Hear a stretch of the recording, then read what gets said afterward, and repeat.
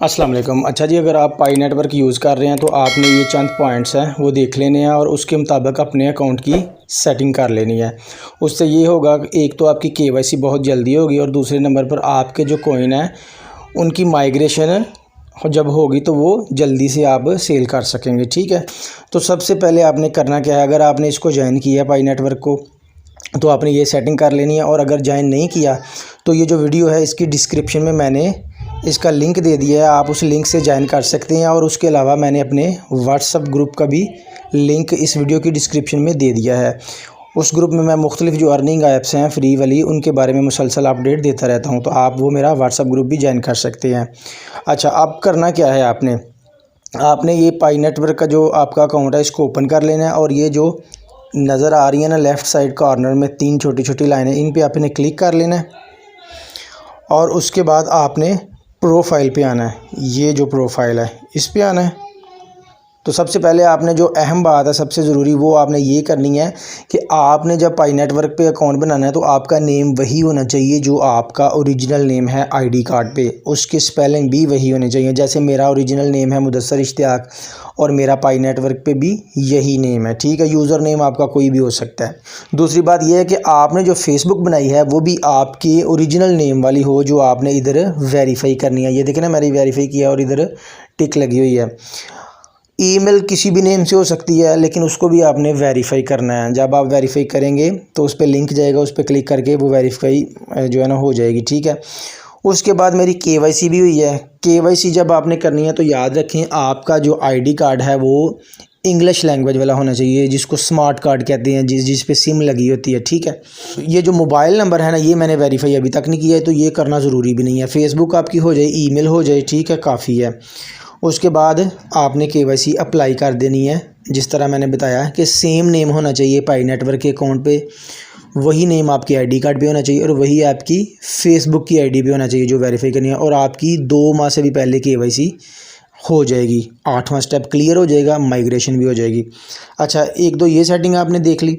दूसरे नंबर पर आपने क्या करना है, दूसरे नंबर पर यह है कि ये जो मेन नेट इन्फो है ना इस पर आपने जाना है और इधर आपने आना है मेन नेट, इधर चेक लिस्ट पे। ठीक है, इस पर क्लिक करना है और इधर देखें मेरी केवाईसी हो गई है ना, तो मेरे सारे 8 के 8 स्टेप ग्रीन हो चुके हैं, कंप्लीट हो चुके हैं।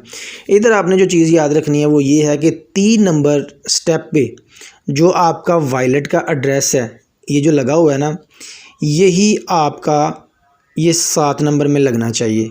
ठीक है, ये बात आपने ज़रूर जहन में रखनी है क्योंकि 7 नंबर पे आप लगाएंगे वही एड्रेस तो उसी में माइग्रेशन होगी। जैसे 8वां देखें ना, मेरा 8वें में जो लगा हुआ एड्रेस ये देखें ज़रा, GB से स्टार्ट हो रहा है और OT पे ख़त्म हो रहा है। और 3 नंबर वाला देखें, ये भी देखें GB से स्टार्ट हो रहा है और OT पे ख़त्म हो रहा है। अब गलती क्या होती है, लोग 3-3 4-4 साल माइन करते हैं, कोइन उनके 2-3 हज़ार 4 हज़ार हो जाते हैं, लेकिन उन्होंने वॉलेट क्रिएट किया होता है और उसका फ्रेज़ भूल जाते हैं।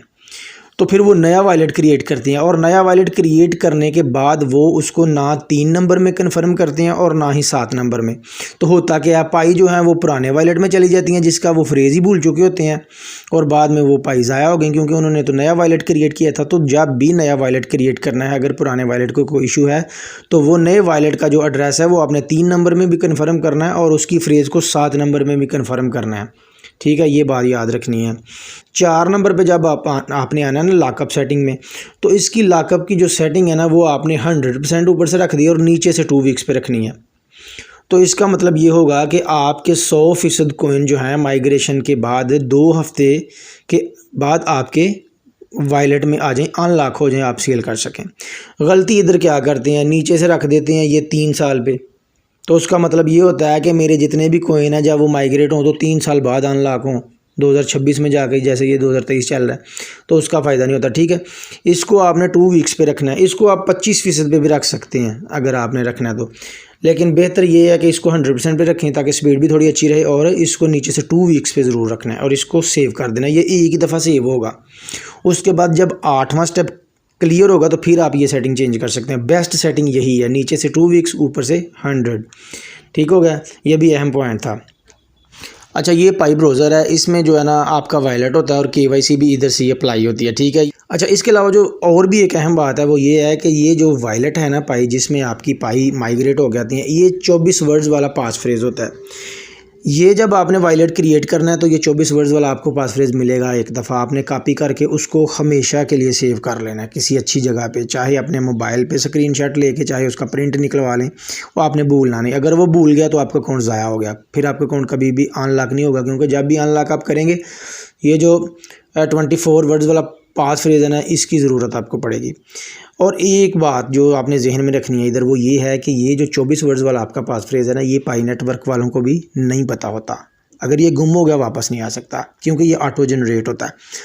और इधर 24 वर्ड्स वाला आपने पास फ्रेज़ सिर्फ लगाना है, इसके अलावा किसी भी जगह पे नहीं लगाना और ना ही किसी को बताना है, ठीक है। जिसको बताएंगे वो आपकी पाई जब मर्ज़ी आपके वॉलेट से निकाल सकता है, ठीक है। ये भी बात जो अहम जो है ये भी मैंने आपको बता दी। अब आप इस पे ना फिंगरप्रिंट भी जो है ना सेट कर सकते हैं। मैंने एक दफ़ा लगाया था, उसके बाद मैंने फिंगरप्रिंट इसके साथ जो है ना एनेबल कर दी थी। तो ये देखें, मैं फिंगरप्रिंट लगाता हूँ तो मेरा वॉलेट ओपन हो जाता है। अच्छा, ये चीज़ें आपने ज़रूर ज़हन में रखनी है, ठीक है। उसके अलावा ये है कि आपके पास अगर पाई के कॉइन हैं और आप उनको सेल करना चाहते हैं मार्केट रेट पे, जैसे जून से पहले 2023 जून से पहले उसका रेट पाई का जो है ना एक टोकन का 160 रुपये पे भी गया था, क्योंकि तब हाइप बनी थी कि इसका मेन नेट लॉन्च हो जाना 28 जून को। उसके बाद इसका रेट गिरना शुरू हो गया और इसका जो ओरिजिनल रेट था यानी कि पाकिस्तानी, ये 85 से 90 तक, यानी कि 85 रुपये से 90 रुपये तक अभी वही चल रहा है मार्केट में, ठीक है। तो आप जो है ना मार्केट रेट पे अपनी पाई के कॉइन मुझे सेल कर सकते हैं। बल्कि मैंने लिंक भी दे दिया अपने व्हाट्सएप ग्रुप का, और इस पाई नेटवर्क को ज्वाइन करने का भी लिंक मैंने दे दिया हुआ है। आप मुझसे रब्ता कर सकते हैं आसानी के साथ। ये देखें, मैंने पहले भी सेल परचेज़ मैं पाई की कर रहा हूँ। कल अभी 26 सितंबर को मैंने ये वाली डील्स की हैं। ये देखें, मैंने 727 पाई ख़रीदी हैं, ठीक है। तो उसके अलावा जो है ना 15 मैंने ख़रीदी, 30 ख़रीदी, ठीक है ना। इसी तरह आप हिस्ट्री देखेंगे ना तो मैं मतलब काफ़ी पाई, ये 20 ख़रीदी, 42 और 249 हैं, 15 हैं, 15 हैं, 51 हैं, 8 हैं, 50 हैं, 42 हैं, यानी कि जितनी भी आपके पास पाई हैं वो मैं आपसे बाय कर सकता हूं अगर आप बेचना चाहते हैं तो मार्केट रेट के ऊपर। अगर आप मज़ीद इसी तरह की मालूमाती वीडियोस और फ्री अर्निंग वाली वीडियोस देखना चाहते हैं तो आपका ये जो अपना यूट्यूब चैनल है समरान मिक्स इन्फो, इसको सब्सक्राइब ज़रूर करें और साथ घंटी के बटन को ज़रूर दबाएँ। अल्लाह निगहबान।